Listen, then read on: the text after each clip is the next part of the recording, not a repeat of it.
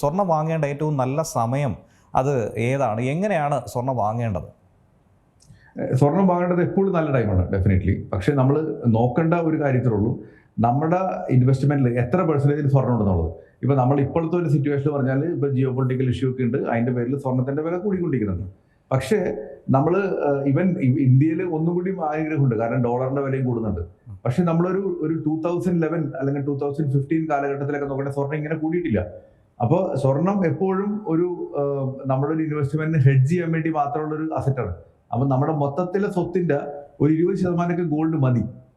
അപ്പൊ ഇപ്പൊ ഗോൾഡ് വാങ്ങണോ എന്ന് ചോദിക്കുന്ന ടൈമിൽ നമ്മൾ നോക്കേണ്ട കാര്യം നമുക്ക് മൊത്തത്തിൽ എത്ര സ്വത്തുണ്ട്, അതിൽ ഗോൾഡിന് എത്ര പെർസെന്റേജ് ഉണ്ട്, ഇത് കണക്കാക്കിയിട്ട് വേണം നമ്മൾ ഗോൾഡ് വാങ്ങാനായിട്ട്.